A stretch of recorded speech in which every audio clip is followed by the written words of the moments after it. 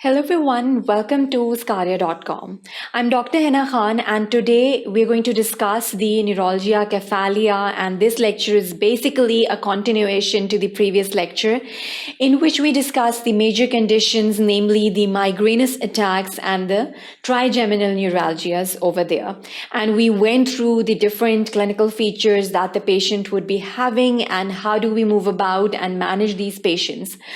Over here in this lecture, we'd be giving you the non-migrainous headaches, the primary headaches that we may come across when we are running the outpatient departments, and even when we saw in the case study that Amber presented with this primary sort of a headache in which there was no previous history and there were these particular clinical features that were pointing towards the diagnosis of a primary headache.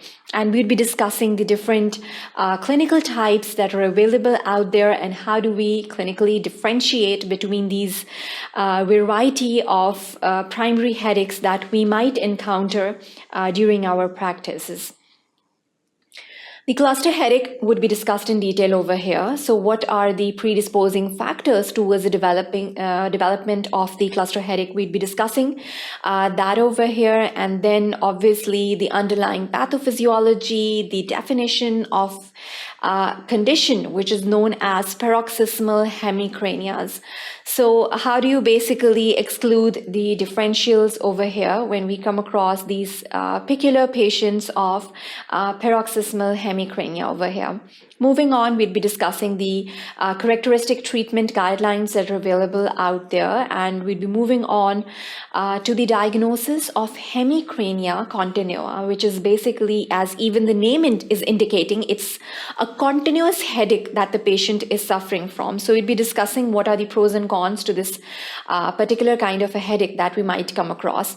Moving on, the treatment to this kind of a diagnosis would be discussed in detail over here. Then moving on, we'd be discussing the primary cough headaches. So sometimes headaches are associated with a chronic cough, a condition which can basically mimic the migrainous attacks as well.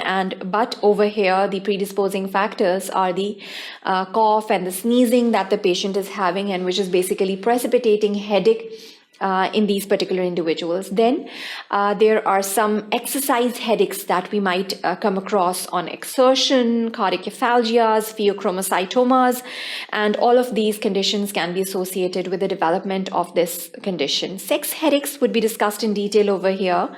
And moving on, we'd be discussing the condition of thunderclap headache and as well as the primary stabbing headaches, which we usually encounter. Terminologies such as hypnic headaches and the treatment to these hypnic headaches would be also discussed over here, particularly in this lecture. So you can watch the detailed lecture this detailed lecture as well as a variety of other lectures on our website, sqadia.com.